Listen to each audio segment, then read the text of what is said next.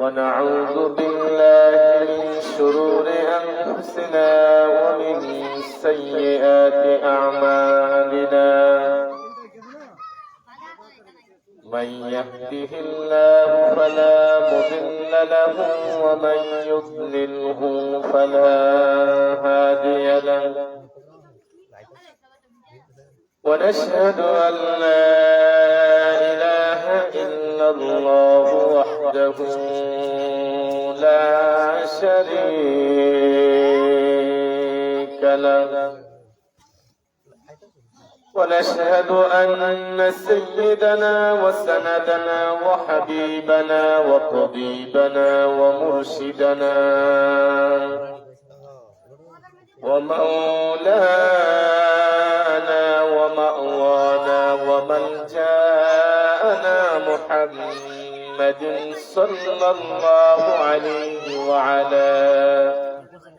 وعلى آله وسلم تسليما كثيرا كثيرا. أما بعد فأعوذ بالله من الشيطان الرجيم. بسم الله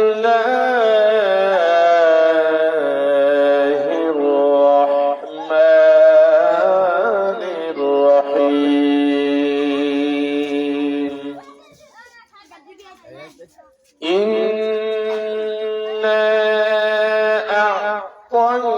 أعطيناك الكوثر فصل لربك وانحر إن شانئك هو الأبتر.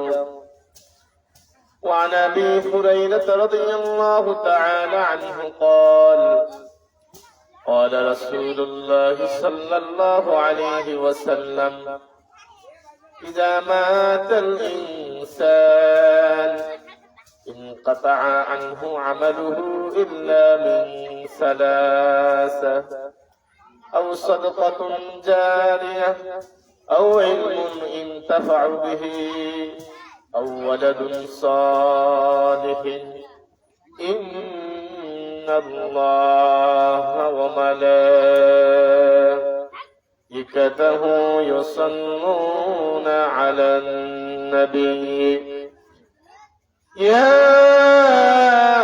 أيها الذين آمنوا صلوا عليه وسلموا تسليما. صلى الله محمد صلى الله عليه وسلم.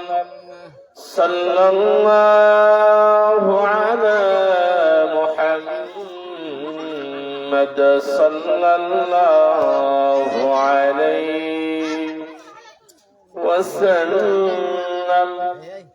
هو الذي ترجى شفاعته لكل حول من الأحوال مقتحم. صلى الله على محمد صلى الله عليه وسلم.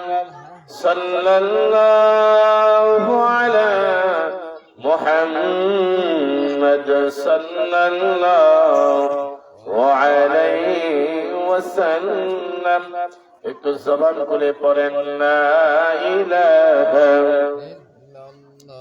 ও লা ইলাহা ইল্লাল্লাহ লা ইলাহা লা ইলাহা ইল্লাল্লাহ মুহাম্মাদুর রাসূলুল্লাহ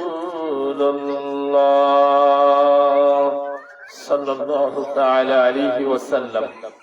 মুআজ্জাজ মুহতারাম উপস্থিত আজকের মাহফিলে সম্মানিত সভাপতি পীরে তরিকত রাহনুমাই শরীয়ত ঐতিহ্যবাহী আড়াইশিলা খানকে রহমানিয়া দরবার শরীফে বর্তমান পীর সাহেব হযরত মাওলানা মাসুম মাহমুদ পীর সাহেব কিবলা বারাকাল্লাহু ফি হায়াতিহি ওয়া ইলমিহি।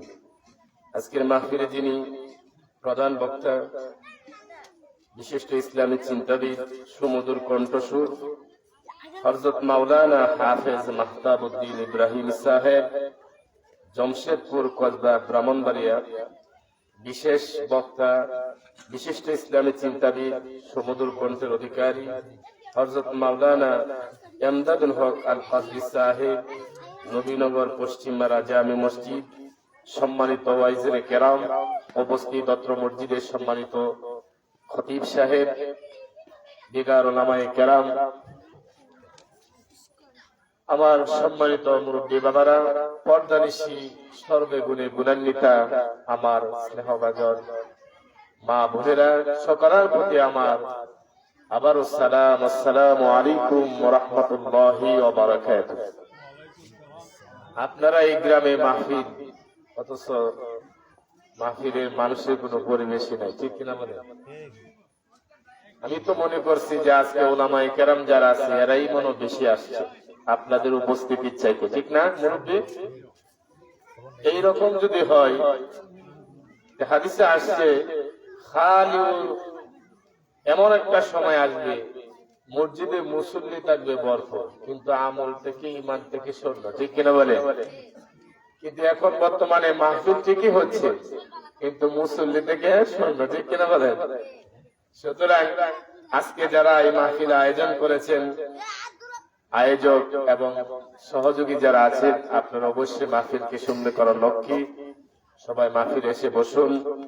আমি আপনাদের সামনে সংক্ষিপ্ত আকারে বিষয় হুজুর আসার আগে কয়েক মিনিট কথা বলবো। সূরা কুরআনুল কারীমের সবচেয়ে ছোট্ট একটি সূরা, সূরাতুল কাউসার থেকে আমি আপনাদের মাঝে তেলাওয়াত করেছি।